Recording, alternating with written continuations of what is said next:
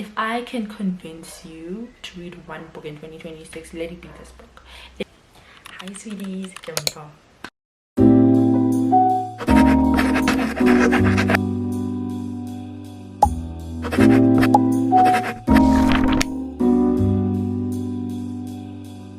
If you don't already know by now, welcome back to our channel. Welcome back to our first monthly wrap-up of the year. I don't usually do these videos because I don't like doing wrap-ups, because then I have to make a review, and by the time I actually make the review of the book, I forgot what the book is about. Like, I genuinely forgot the plot of the book. I forgot what the characters' names are. I don't even remember anything else, but I forget something about the book that's an important aspect. Hence, I don't do book reviews. But as a book girly, as a book content creator, what type of book person will I be if I don't start making reviews? So from here on out, we vow that we will be making book reviews, and I will try by all means to remember something about the book, or details about the book, or I'll actually just start writing things down. Like, if I feel like this is important, or like I'm gonna need this for a book review, I'm gonna just write it down, and then we have notes, we have things to refer to. But yeah, without further ado, please don't forget to like, subscribe, and comment down below if you have anything to say. Remember, constructive criticism, I repeat, constructive criticism. Let's start. I read 5 books in the month of February, and I don't know how I feel about that. Like, I think I'm slowly getting back into reading, because it's been a hot minute. It was a while before this year. Like, it was a hot minute since I like read consistently, because I had school and other things, and managing school and book content creation or reading books was just hard. But now I found a rhythm to it, and I think I sort of love this rhythm. I just wish it was just faster, or I could read more books. But 5 is not bad. Like, 5 is a great start, and we're gonna talk about them real quick. Like, 5 out of the 5 books, 2 were physical copies, 3 was ebook, and 1 was DNF'd out of the 5. I think that's the one we should start with, right? Yeah. So, physical copies. So the first book I DNF'd this year. Wow. Disclaimer, I was so disappointed and hurt at the fact that I DNF'd this book. Like, I genuinely had no will to carry on reading this book. There was nothing pushing me to finish reading this book. And with the way I know I felt about this book, I don't think it's a thing of it was the wrong season, the wrong time, the wrong whatever for this book, I should drop it and then give it a try another time. Nope, I just will not go back to this book. And the book in question is Mate by Ali Hazelwood. Oh, I was so disappointed about this book. I literally rated it a 1.5 stars. This was one of my highly anticipated reads. Literally, my 26 books for 2026, this was one of the books there, and I was so sad. And I think when you have so much when you're antsy about the book, when you are fully excited and can't wait to dive straight into the book, and then you just feel the full-on flesh and drop of cold water being poured on you, that's how I felt while reading this book. I literally, each and every chapter, it was just disappointment, and I was like, I can't take it anymore. Like, I have to give up on this book. And I got to the halfway mark, so you guys can't say I didn't give it a fair try. I got to the halfway mark. Someone was like, it gets better at the second half. Like, the second half gets better. But I'm not going to read the entire book just because the second half of the book gets better. Like, I can't do that to myself, and I'm not willing to do that to myself. Like, why can't it be good from the very start? Like, why can't it give me all the chills, the thrills from the very start? Why do I have to suffer through the first half of the book? And the thing is, this is the font size, so I have to suffer through this font size for 200 and something pages, and then get to the second half where it finally starts to pick up, finally starts to get better. No, I can't. So one of the things I did not like about this book is that it was very repetitive. Like, different words, different scenarios, but same plot, same thing was happening. And I think because the way it was so repetitive, I then realized that, okay, fine, this is where the change is gonna be, because they kept on saying it over and over again, and it kept on being included in a situation, in a scenario, that I was like, oh, okay, so because they weigh heavily on this thing, in the end this thing is going to be one of the things. They're like, nope, it's not actually like this. Your entire life you've been dwelling on this one thing. Turns out like now you're good, like you're safe, you're healthy, you're whatever. So I think that's one of the things that kept on annoying me. Number two, basically the book is about a girl that is a hybrid werewolf. She's a human and a werewolf at the same time, and she comes out to the world, the human, I can't say human race, to the humans, and be like, I'm the first hybrid werewolf. And because of that, people are trying to figure out whether she is not viable to live with, but then whether she is safe, whether they can do research on her, you know, like she's intriguing because they want to understand how could a werewolf and a human like copulate and make an offspring, right? Cool. And then there comes this guy who is an alpha werewolf, who is alpha werewolf meaning in charge of a pack, meaning head of the werewolves and like the leader of them. So him and this hybrid are mates. The thing is, she rejects him, and then yeah, that's the entire plot line. Not the entire plot line, but yeah, many people say she rejected him. Where? Like they, like in the beginning of the book she rejected him. She didn't reject him. Maybe I skipped a part or something, because what I read in that scenario was the fact that the blurb says she rejected him, sure, but then in the book what I read is it says I'm intrigued by you, like I'm not ready to start something, but then like we can be friends, we can get to know each other and maybe like explore something from there. That's not a rejection, that's just her being cautious and like, okay fine, let's start here and then we can start from there. But then she said to him like, I feel safe with you around and protective. And then he was like, I'm an alpha, you're supposed to feel safe. And he's like, no, and she's like, no, I only feel safe with you here. So that was also the thingy that everyone is saying that actually. So I'm like, did I skip a part? Or yeah, that. And then she was immature. I don't know, not immature. Is it okay if I say someone is immature? She was just a child that couldn't voice out her words, that could have just talked and everything would have been fine. She kept lying a lot, and she kept okay, this book was just no. Yeah, not Ellie Hazelwood's best work on Mac for me, but yeah, this 1.5 stars, so sorry. And the next book I read is The Maddest Obsession by Daniela Laurie. I loved this book. This was a 4.5 stars to a 5-star rated reading. I loved this book. This is a dark romance book. Christian. A lot of people said, like, before I read this book, of course, I read the first one, which is The Maddest Obsession, last year. A lot of people said if I loved that one, I'm gonna love Christian. I adore Christian. Christian has my heart. I love this man. He is the epitome of safety. And I love the way we met both of them. I love how they were introduced to us, because I was so confused for like a big chunk of it. I'm like, wait, is this how we meet them? It was so intriguing. It was so different. It was a different storyline. It was a different plot. He is a secret agent. Not even a secret agent. What is he? Special agent, right? A hustler, a killer, a nature of a cold. His nature is cold as his heart is ice, right? And then she is your basic girl that just wants to live her best life. I love that about her. Like, she doesn't shy away from one thing that most authors do is like, okay, you get this girl who wants to live a normal life, who doesn't want money, who wants to know how it feels to be poor, to like work, whatever. She does not want that. Your girl was like, nope, give me the money. I love shopping, I love going out, I love spending time with my friends. I want to do that for the rest of my life. And she embodies that in everything she was. But she's also so kind and genuine. Like at one scene she's in prison, and she's wearing Louis Vuittons, I think, or red bottoms or something, like some expensive shoe. Her prison mate next to her is like, I love your shoes. And she's like, okay fine. They get her out of prison. She literally walks past the desk and she's like, she takes off her shoe. She's like, please give this to my inmate, like please give this to my cellmate. And the business is like, Louis Vuittons. Okay, it's not Louis Vuitton, but then she's like, these are expensive shoes. And she's like, yeah, she likes it, so I think she could adore them. And she just walks out. love that. That was the moment I fell in love with her.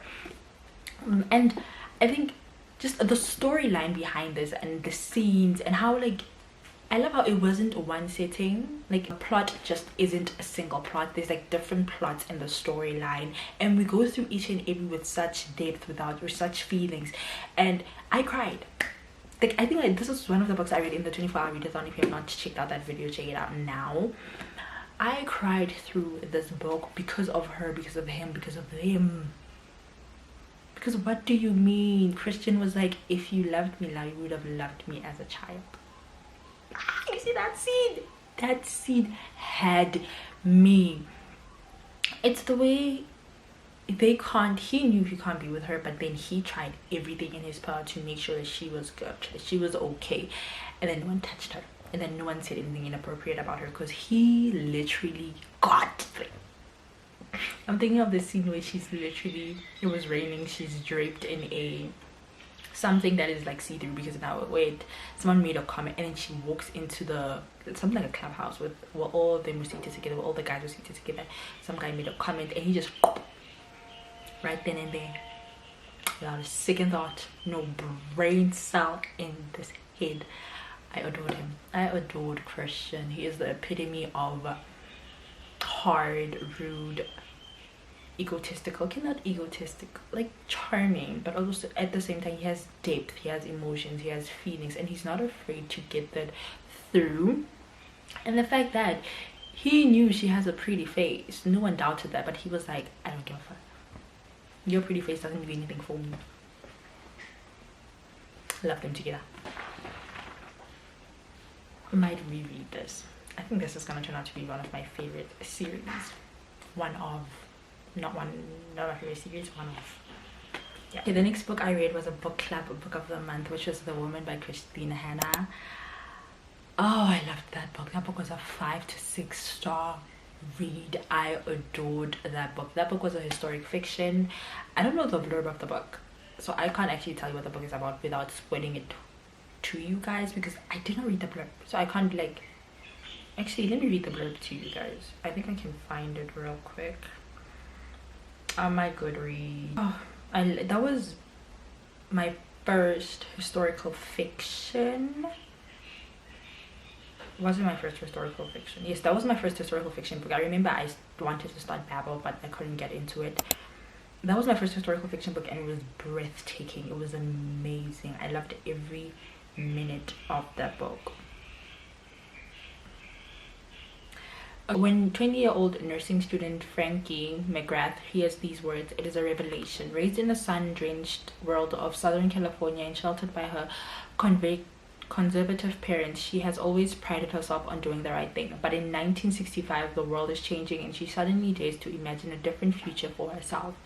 When her brother ships out to serve in Vietnam, she joins the Army Nurse Corps and follows his path.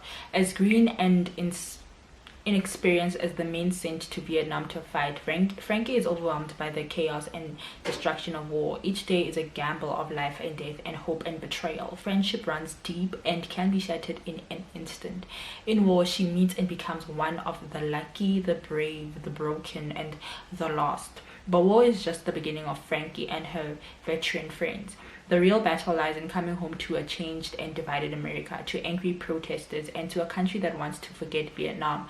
The Woman is the story of one woman gone to war, but it shines a light on all women who put themselves in harm's ways and whose sacrifice and commitment to their country has too often been forgotten.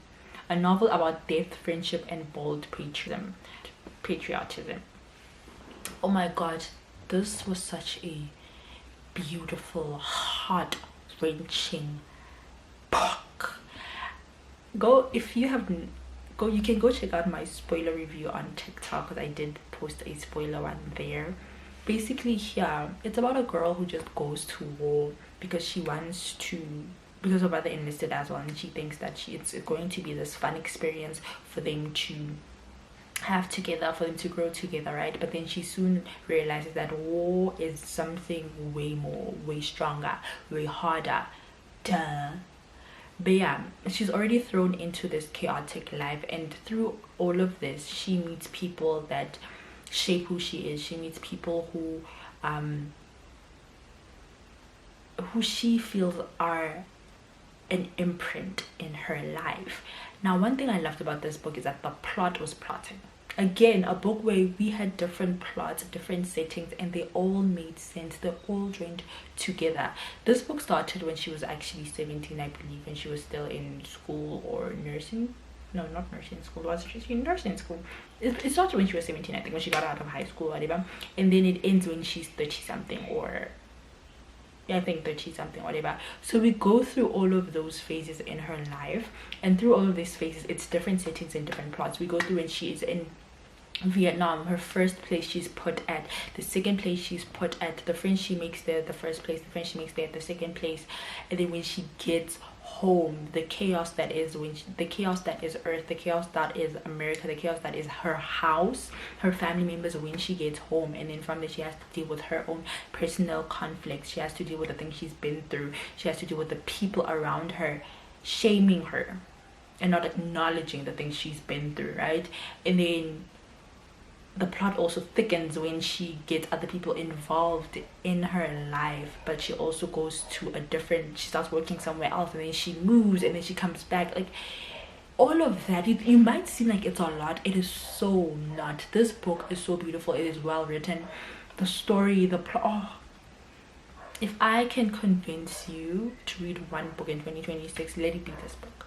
Let it be The Woman by Christine Hanna, because the way I can't put it into words how much this impacted me as a woman, impacted me as someone who can go through the things Frankie has gone through, not the stupidity of what the decisions she made, but like the things she has gone through and the things she was fighting, her demons, you know, that she had to wake up to every single day. She couldn't even sleep majority of the time because she was still going through all of this, even as she laid her head down on the pillow. It was remarkable. It was a remarkable, and I honestly feel like Christine Hanna has become one of my favorite authors. 2026 has been so well. Reading wise, 2026 has been going great. Okay, that is the third book. The fourth book I read is Someday Never Came by Autumn Lawrence Burnett. Now, this book made me cry. This book broke me. This book broke me. I gave it a 2-star rating. And I think people need to understand, just because a book broke you, just because a book was like heart shattering, 2.5, yeah, just because it was heart shattering does not mean it was a 5-star read, right? It was rushed, number one. Two, the plot of it I could understand, I could get into, but I feel like I wanted more. I wanted more detail, I wanted more depth, I wanted more from the female main character, because all I got from her was just the setting of, okay, they did this to me, so this is why I'm like this. I want to understand, like, how did they get there? Like, how did she get there with all of them? What happened? And then from there, move to a place of trying to heal, you know, trying to, and I think that's actually, I think the trying to, actually never mind the trying to, I think the trying to heal part, I'll get it in book 2, because there is a book 2, that's if I want to read it, but for right now, no. Now this book will cry. This book crushed me so much. I have no words. I still cannot put into words how much this book made me feel. Let me read you the blurb.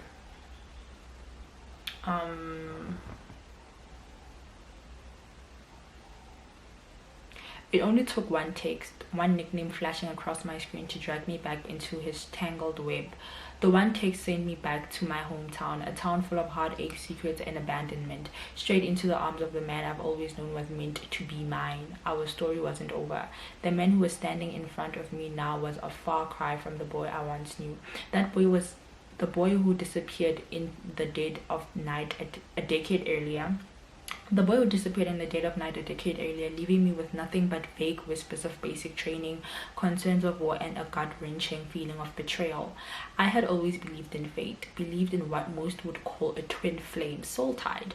Any word that explained loving someone so intensely that nothing could ever break that connection to them. Jensen was all those things and more. I'd be damned if I missed our one last chance for someday, even if all the promises falling from his lips might be from a soulmate who was never meant to be.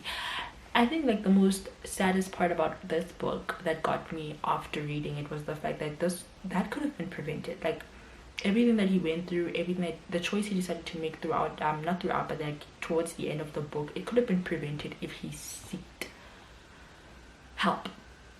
I think that's the part that got me. Like, they didn't have to suffer. When you know, like someone's suffering so much for something, and you know, like you don't have to suffer this much if you just did this. It's so easy for me to say that 100% because I'm not going through what that person is going through, but as an outside person, as an outsider, it was gut-wrenching to read, it was gut-wrenching to talk about, and yeah, no. Oh, 2.5 stars. I think the more I'm reading the book, it's giving 3 stars. Let me change it. 3 stars. 3 stars now. Okay, in the last book I read, I needed a palate cleanser. I needed something to get me out of the crying session that I had with the woman, the malice obsession. Some day never came. I needed something cutesy, something quick, even not cutesy, something just, I don't know, palate cleanser, like I said. The last book I read is Glitch by Brianna Michaels. Now this is a dark romance fan. It's a fantasy. It's a dark romance book. He's obsessed with her. She sort of has a crush on him, but she has a boyfriend, so she had to detach from him. He's a nerd. He's a 6-foot nerd. Do you understand that? He's a 6-foot nerd, computer geek. Oh, what am I thinking of my man? I'm thinking of my man. I don't know why. Yeah. All types of yummy.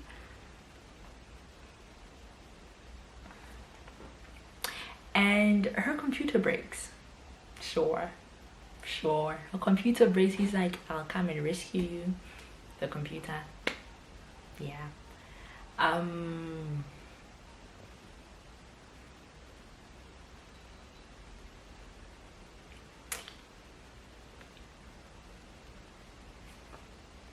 Ooh, we're done. Okay guys, we've reached the end of the video. Thank you for staying till the very end.